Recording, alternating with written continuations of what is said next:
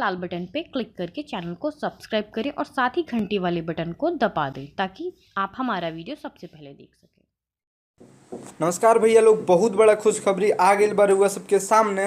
तो चलिए वीडियो के कर दिए लाइक और अभी तक चैनल के नहीं कैले बानी सब्सक्राइब तो कर ली चैनल के सब्सक्राइब। जी हाँ भैया, नागदेव जो फिल्म बा भैया, ई फिल्म के ट्रेलर रउआ लोग के बहुत जल्द देखे के मिली। एक एगो पोस्टर हो गई बा रिलीज, जरा रउआ लोग देखनी है और बहुत ही प्यारा, बहुत ही बढ़िया पोस्टर बा जेकर में खेसारी लाल यादव जी और काजल राघवानी जी हवन और बहुत ही अच्छा लागल। ई पोस्टर देख के सबके बहुत बढ़िया लागल। और ये फिल्म बा भैया खेसारी म्यूजिक वर्ल्ड के तरफ से आ सकता है कि खेसारी म्यूजिक वर्ल्ड से बात भइल बा, तो बात ही भइल बा कि खेसारी म्यूजिक वर्ल्ड पे आई या फिर एसी म्यूजिक पे आई, तो दोनों में एक पे आई या फिर खेसारी म्यूजिक वर्ल्ड के साथ पार्टनरशिप भइल बा। फिल्म के नीलाभ फिल्म जी, मतलब नीलाभ तिवारी जी जे हवन ई फिल्म के प्रोड्यूसर हुवन नीलाभ तिवारी जी, तो उनकरा से भी बात भइल। तो उनकर मतलब एसी म्यूजिक और खेसारी एंटरटेनमेंट, तो खेसारी म्यूजिक वर्ल्ड से मतलब ज़्यादा उम्मीद बा कि खेसारी म्यूजिक वर्ल्ड पर आई ई ट्रेलर वगैरह सब चीज़ आई। तो वो लोग अभी अगर खेसारी म्यूजिक वर्ल्ड के सब्सक्राइब नहीं के लिए बानी तो करनी खेसारी म्यूजिक वर्ल्ड के सब्सक्राइब करके खेसारी म्यूजिक वर्ल्ड पर एक सब कुछ रउआ लोग के देखे के मिली। और ई फिल्म के जो डायरेक्टर हुवन उनका नाम बा देव पांडे जी। हाँ, वो भी एक पांडे जी हुवन।